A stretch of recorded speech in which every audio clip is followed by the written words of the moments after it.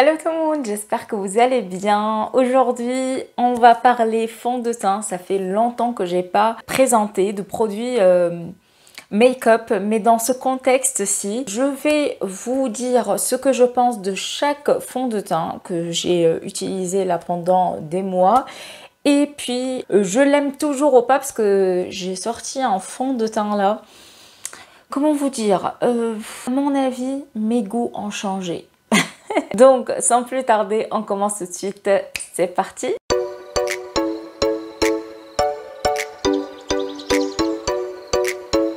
Je commence par le premier parce que le packaging, il est en train de... En fait, vous allez comprendre. Voilà, hein, il fuit. J'arrive pas à l'arrêter en fait. Donc, il s'agit de la bébé crème au ginseng de chez Herborian. Apparemment, c'est une crème teint soin, effet peau de bébé et on a un SPF 20. Bon, moi, je la mets pas pour le SPF parce que clairement, SPF 20, ça ne me suffit pas. Ceci dit, concernant la couvrance, on a plutôt une couvrance moyenne plus. Quand je l'étale sur mon visage, j'aperçois toujours mes cicatrices d'acné et je ne cherche pas forcément à les masquer. Donc la preuve, vous voyez toujours ici mes imperfections. L'effet est plutôt naturel plus au niveau de la sensation. Est-ce qu'on sent qu'on a mis un produit sur notre visage ou pas? Là, c'est plutôt oui, mais c'est un petit oui. En fait, quand vous passez votre journée, vous oubliez même que vous avez mis cette crème teintée. On n'est pas dans la matité, on est plus dans semi-brillant. Attention quand même, je vous préviens parce que je l'ai gardé pendant plus de 12 heures et avec le SPF et tout, ça m'a mis... En fait, j'ai eu quelques petits boutons. Donc à enlever parce que des fois je me démaquille vers minuit, 1h, bon ça dépend de ma journée. Donc finalement je me retrouve le lendemain avec des boutons et ça ne me plaît pas. Je valide la crème de chez Herborian, franchement elle est top. Mais bon, au niveau du packaging, il est vrai que là... je sais pas si j'ai le problème, enfin si c'est un problème isolé qui est venu vers moi ou il y en a d'autres qui ont eu le même souci. On passe à celui de chez Colourpop, je vous l'ai déjà présenté avant et je veux le mettre aujourd'hui. Pareil parce que je pense que je l'ai redécouvert mais autrement. Il s'agit du No Filter Foundation. C'est un fond de teint qui est naturel aussi, enfin avec cet effet naturel, on ne le sent pas sur la peau, etc. Mais il a une couvrance qui est moyenne, plus aussi. Et on voit toujours mes cicatrices. La tenue excellente, c'est-à-dire que en fait il bouge pas toute la journée, en sachant que moi je ne fais pas de retouche parce que c'est quelque chose qui m'agace et j'ai pas envie de retoucher ma peau à chaque fois, voilà, toutes les 2 heures, non merci, j'ai pas signé pour ça. Donc je me maquille le matin, je ne touche plus mon visage après. Je peux vous dire que il tient toute la journée sans faire de retouche et il ne bouge pas. Parce qu'il y a des fonds de teint qui migrent, celui-là non. Et pourtant, ben, on mange, on parle, on rigole, on vit notre vie.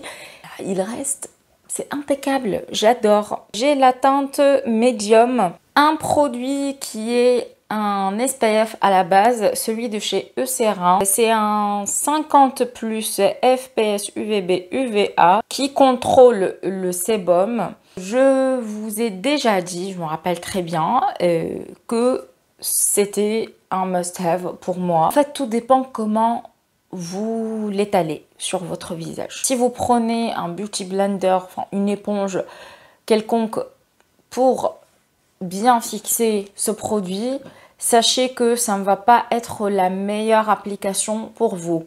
Parce que je l'ai testé, je n'ai pas du tout aimé le résultat, ça a déplacé la matière, enfin bref, c'était un calvaire pour moi. Maintenant, quand je l'ai utilisé avec un pinceau, là c'était un autre résultat.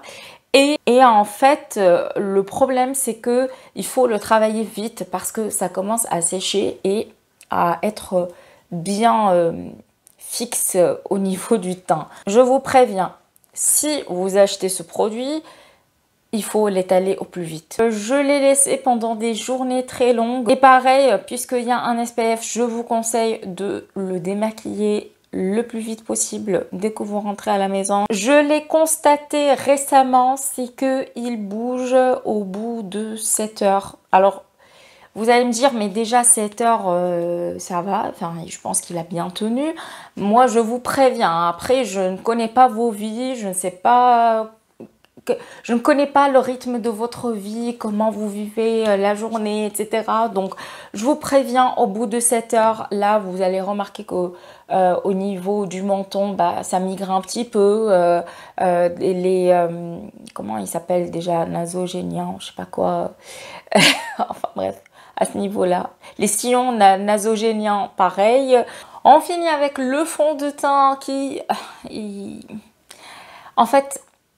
Je l'aimais avant et maintenant, je pense qu'il ne convient plus à ce que je cherche, voilà, à avoir dans ma routine de maquillage. Il s'agit du faux filter Luminous Matte de chez Huda Beauty. J'aimais beaucoup l'ancien. Ça, c'est la version d'après. Très, très couvrant. Alors là, couvrance extrême.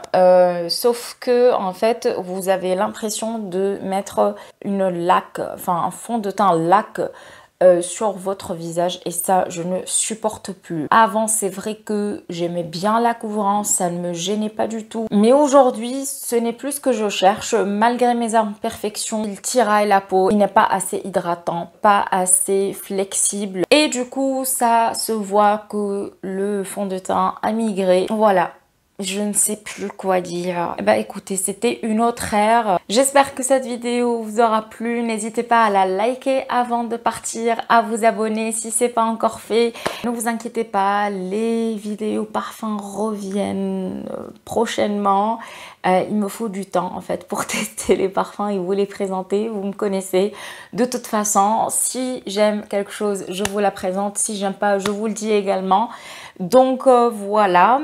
Et puis, je vous souhaite... Ah ben, non mais la luminosité quoi, c'est bon. Arrivé à la fin de la vidéo, fini le spectacle. Bon, je vous laisse ici et je vous dis à très bientôt pour une nouvelle vidéo. Ciao, ciao.